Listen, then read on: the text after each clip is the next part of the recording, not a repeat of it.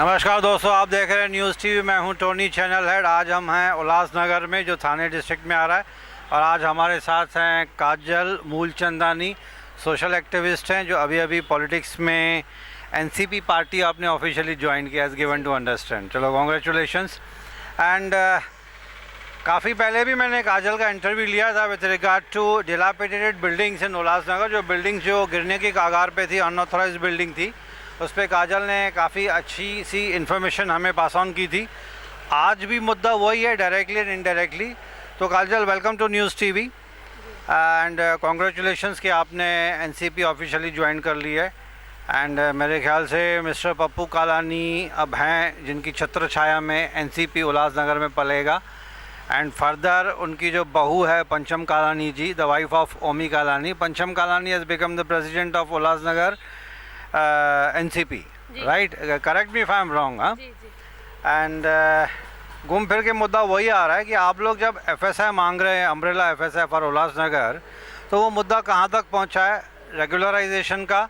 Plus penalty कितनी है, कुछ डिसाइड हुआ है? आपकी जो काफ़ी बातें हो रही है मिनिस्ट्री लेवल पे, अभी जो बातें हो रही है उनमें यही है कि ड्राफ्टिंग हो चुकी है लगभग, और वो आज नहीं तो कल में कभी ना कभी वो कानून पास करेंगे।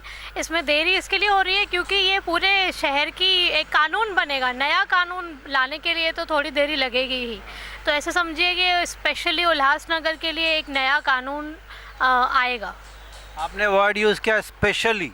Y specially for Ulhasnagar? हाँ, क्योंकि जब भी महाराष्ट्र के लिए कोई कानून पास होता है तो वो एक्सेप्ट उल्लासनगर होता है, क्योंकि उल्लासनगर की जो ज़मीनें हैं वो अभी तक सेंट्रल गवर्नमेंट की है। तो जो भी कानून नियम पास होते हैं उसमें जीआर में, काफ़ी जीआर्स में ऐसा इंक्लूडेड होता है कि एक्सेप्ट उल्लासनगर। सारे जीआर्स में नहीं, काफ़ी जगहों पे ये, क्योंकि हमारे उल्लासनगर को कोर्ट की तरफ से स्पेशल स्टेटस दिया गया था रेफ्यूजी की वजह से। हाँ, रेफ्यूजी की वजह से स्पेशल स्टेटस दिया गया था। तो उस नाते बहुत सारे कानून हमारे यहाँ लागू नहीं होते हैं।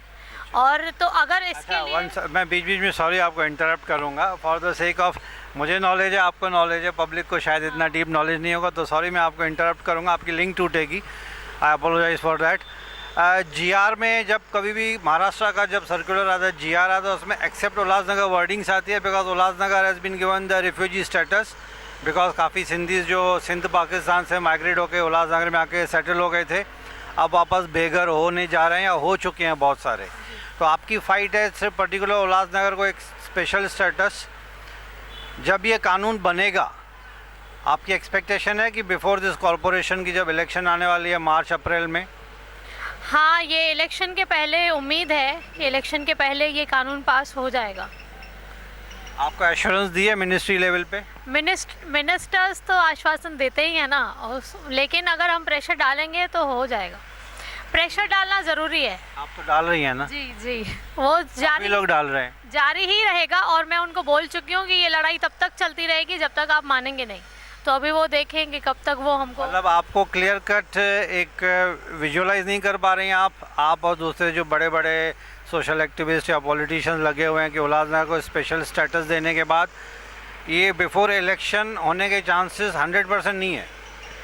100% तो नहीं है, लेकिन हम 100% श्योर है कि हम पूरा प्रेशर डालेंगे। तो आप डाल रही हैं। हाँ। लेकिन आपने अम्ब्रेला 4 एफएसआई मांगी है? हमने 4 एफएसआई 2019 में ही मांगी थी, और अभी भी कंटिन्यू कर रहे हैं, कंटिन्यू चल रही है। तो इसके लिए मैं आपको बोल नहीं पाऊंगी कि 3 महीने में ये चीज़ होगी कि नहीं, क्योंकि हम तो 2 साल से इसके लिए लड़ाई लड़ रहे हैं। लेकिन जैसे कि नॉर्मली होता है कि इलेक्शन के पहले पब्लिक को खुश करने के लिए कुछ बड़े बड़े डिसीजंस लिए जाते हैं ताकि पब्लिक खुश हो जाए। हाँ। और एक सेटिस्फेक्शन लेवल बन जाए, ताकि उनका भी वोट बैंक, ऑब्वियसली बटना चल जो है वो वोट बैंक के लिए होता है सब कुछ। लेकिन मतलब अभी भी 100% श्योर नहीं है कि इलेक्शन के पहले होगा। मतलब इन प्रिंसिपल भी एकनाथ शिंदे जो अर्बन डेवलपमेंट मिनिस्टर हैं, ऑनरेबल मिनिस्टर, उन्होंने इन प्रिंसिपल कोई डेट नहीं बताई आपको? वो उन लोगों ने अभी जब आए थे तब 15 दिन की बात कही थी। उन्होंने एक समिति बिठाई, समिति की गठन हुआ, उनकी मीटिंग्स हुई, ड्राफ्टिंग हो चुकी है। अब ऐसा है कि बस इसको लागू करना है। तो उनके 15 दिन मतलब कब मीटिंग हुई थी? ये कुछ लास्ट वीक की इनकी बात है। और ये लोग मुझे लगता है और 1 महीने के बाद ही जब भी इलेक्शंस डिक्लेयर होंगे तभी ये कानून आएगा। वो कोड ऑफ कंडक्ट लगने से पहले। हाँ, क्योंकि क्या होता है कि जो पार्टी इसको लागू करेगी ऑफ कोर्स उसको वोट बैंक मिलेगा, तो ये वो चीज़ चल रही है। तो ये तो सभी पार्टीज़ हैं, यहाँ पे बीजेपी है, शिवसेना है, एनसीपी है, छोटी छोटी और भी सारी पार्टीज़ हैं, सभी अपना अपना जोर लगा रही होंगी। Everybody wants to build a strong vote bank obviously. जी, उसी की वजह से लेट हो रहा है। तो ये वोट बैंक की वजह से, इलेक्शन की वजह से पब्लिक का हो सकता है फ़ायदा हो जाए। हो जाएगा। पप्पू कालानी अभी बेल पे बाहर हैं, राइट? अब मैंने उनके वीडियोस को ट्रैक किया हुआ है, मैंने नज़र रखी है उनके वीडियोस पे। मैं देखता हूँ बीइंग न्यूज़ टीवी चैनल के मीडिया से रिलेटेड होने के कारण कि मैंने देखा है कि 2-3 वीडियोस में उन्होंने, पप्पू कालानी साहब ने खुद बोला है कि अभी मैं जेल वापस नहीं जाऊँगा, आई am a free bird now, right? Pappu Kalani का पॉलिटिकल फील्ड में कमबैक होना आफ्टर अ लॉन्ग गैप, दो ही वॉज वेरी एक्टिव। उनकी फैमिली तो अभी, कालानी फैमिली तो नंबर 1 है आज भी मेरे ख्याल से with regard to Ulhasnagar politics. तो ओमी कालानी है, पंचम कालानी है, ज्योतिबा भी थी, unfortunately she is not more. But आपका पर्सनल व्यू क्या है कि पप्पू कालानी के एक्टिव पॉलिटिक्स में वापस आने के बाद, though officially is not allowed to play active role, but behind the scene तो कंट्रोल उनके हाथ में ही है अभी भी। आपको क्या लगता है कि एनसीपी में कितना फ़र्क पड़ेगा? काफ़ी फ़र्क presence of mister Pappu Kalani काफ़ी फ़र्क पड़ेगा। और महानगर पालिका की सबसे ज़्यादा सीट्स एनसीपी की ही आएंगी। अबव ये तो आप एनसीपी पार्टी की हैं इसके लिए बोल रही हैं? नहीं, वो पप्पू साहब का भी उस पर असर होगा, तभी ही उनके वजह से ही तो एनसीपी यहाँ पे खड़ी हो पाई है ना। अच्छा जी। तो ओमी Kalani is not contesting, he can not. Omi काल अभी वो उनके क्या क्राइटेरियाज हैं, एलिजिबिलिटी क्राइटेरियाज भी होते हैं, तो वो अभी ऑन स्पॉट पता चलता है कि ये आदमी एलिजिबल है या नहीं है। सबके ऊपर वो एलिजिबिलिटी क्राइटेरिया बैठते हैं, तो वो भी उस टाइम पे पता चलेगा। And how do you rate Pancham Kalani as a president of NCP? Very nice, very nice, बहुत अच्छा। अभी इतना अच्छा बड़ा है। प्रेशर और इतनी बड़ी पोस्ट हैंडल कर पाएंगे? जी, ज़रूर। मैं थोड़ा डायरेक्ट क्वेश्चन पूछ रहा हूँ, सॉरी। अच्छा, मैं एक बात क्लियर करना चाहता हूँ, I am a great fan of mister Pappu Kalani. जी, लेडीज़ को सिर्फ एक मौका मिलने की देर होती है, वो अपनी ताकत दिखा सकती हैं। तो आज अभी उनको मौका मिला है तो वो बहुत अच्छे से दिखाएंगी कि वो भी बहुत अच्छे से सब कुछ संभाल सकती हैं।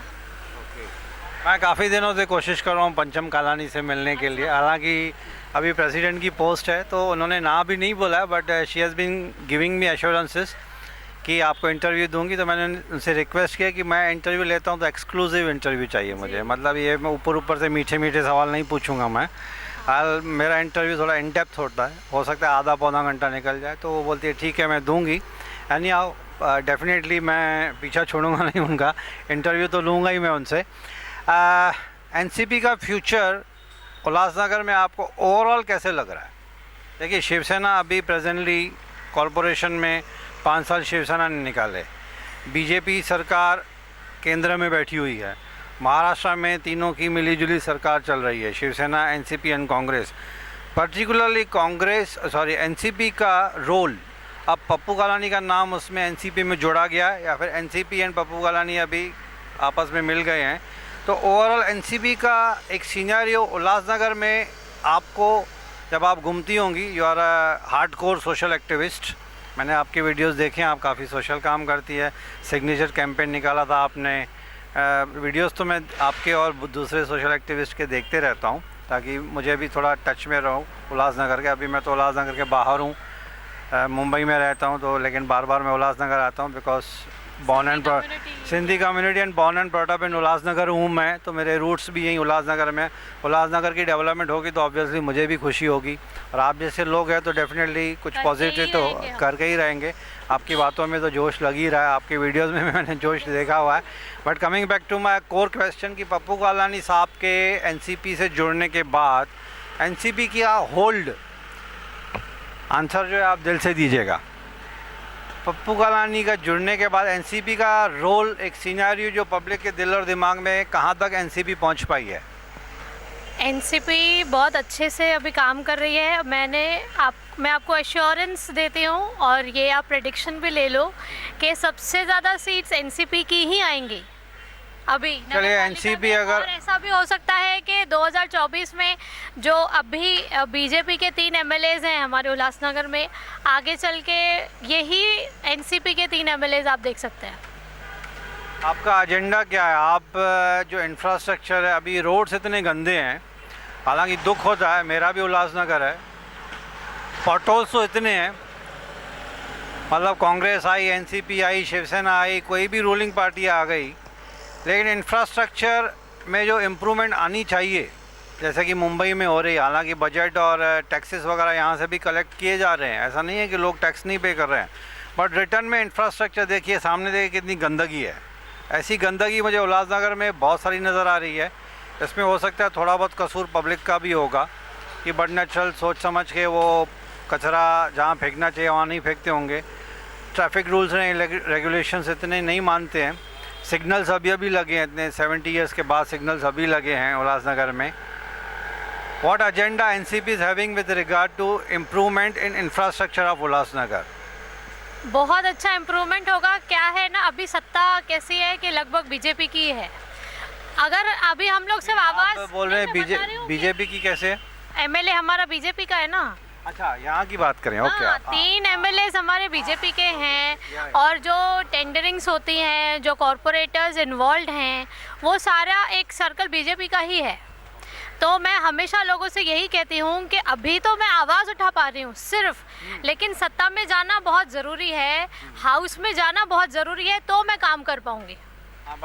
ऑफिशियल पावर्स आने से तो ताकत बढ़ती है। वही, और जब भी मेरे पास काम आएगा उसके बाद आप अगर कोई कमी देखें तो आप मुझे बताइएगा। नहीं, लेकिन इंफ्रास्ट्रक्चर के बारे में, रोड्स एंड पॉटहोल्स का क्या, उसको टॉप प्रायोरिटी लोगे आप?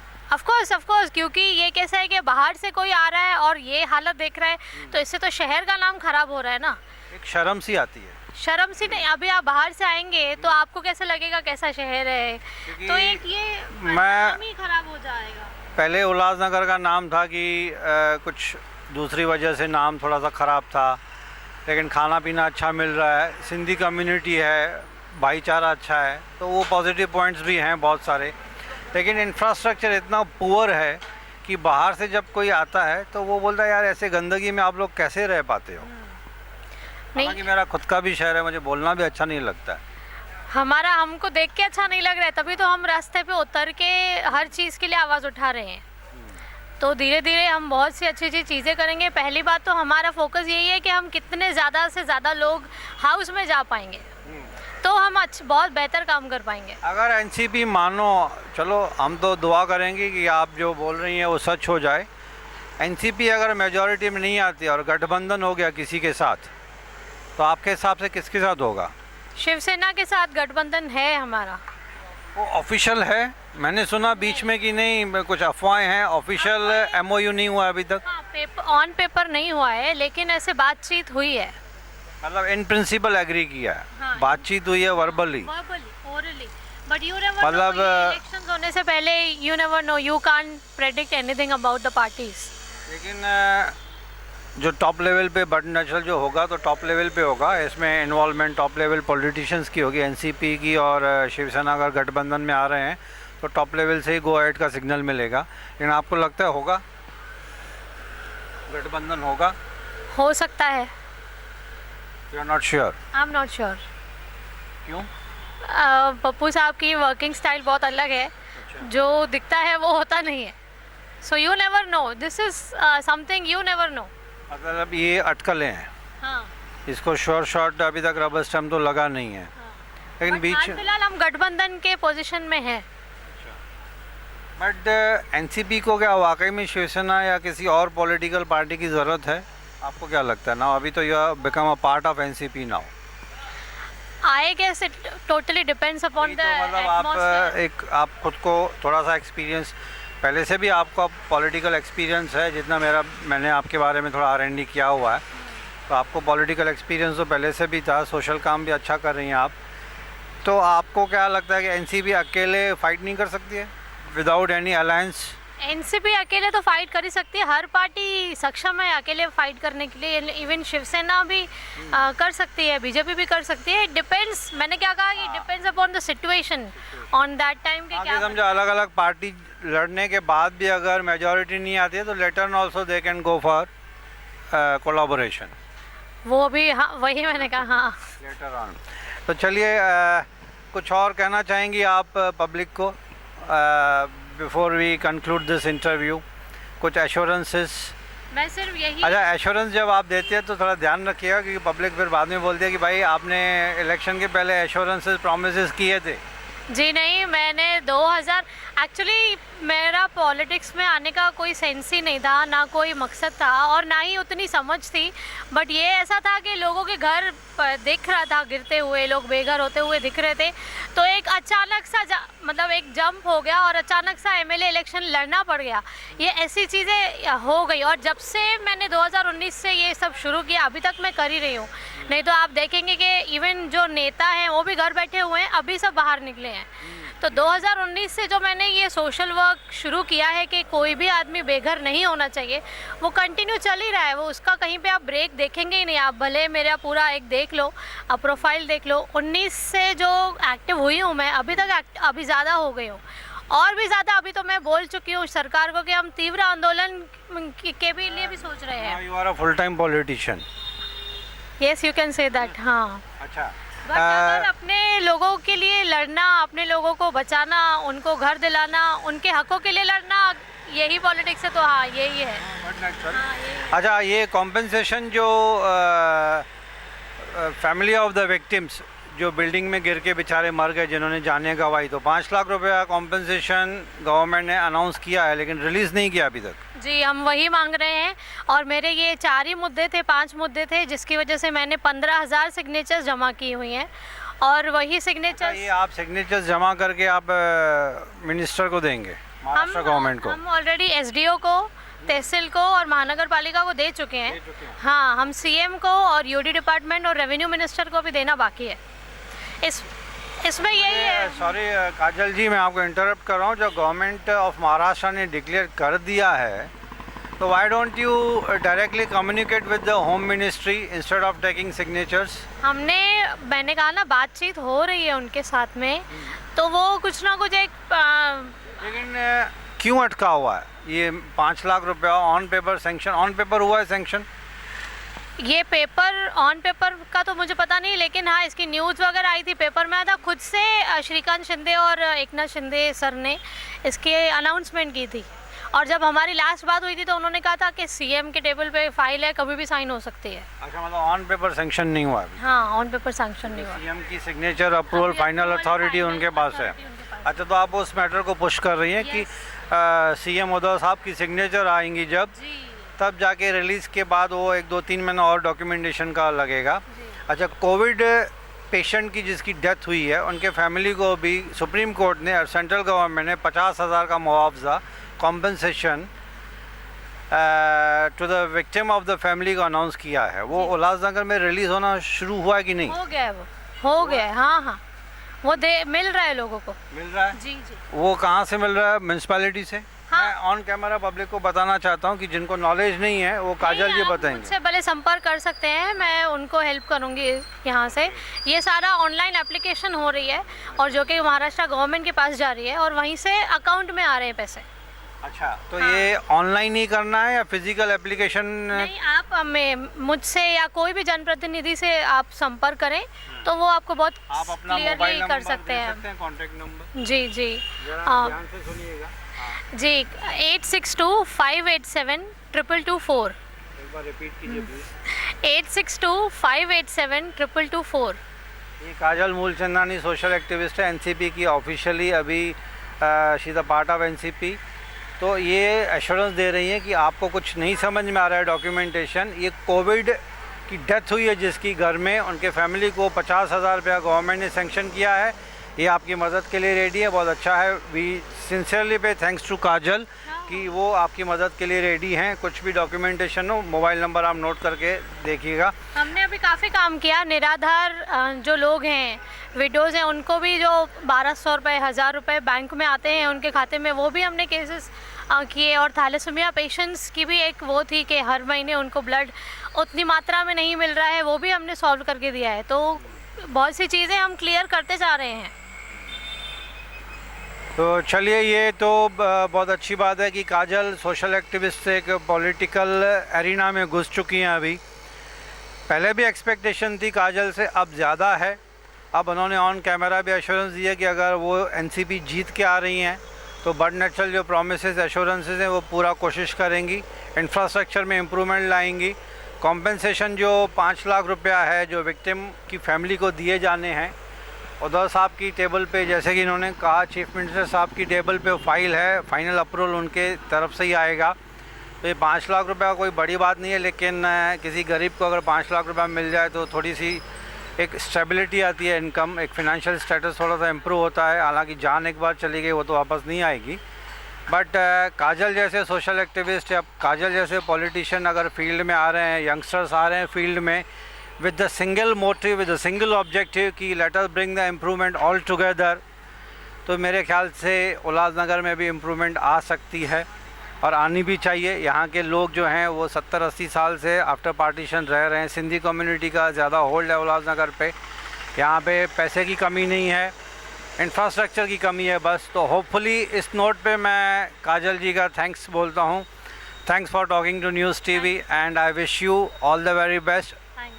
एक दोस्त होने के नाते और एक मीडिया पर्सन होने के नाते मैं आपको तहे दिल से व्हाट वी से ऑल द बेस्ट बोल रहा हूँ। एंड होपफुली आपने जो प्रॉमिसेस किए हैं आपको चांस मिलेगा, with the support and under banner of NCP आप उसको पूरा करेंगी। जी, thank you so much. Thank you for talking to news TV. Thank you very much.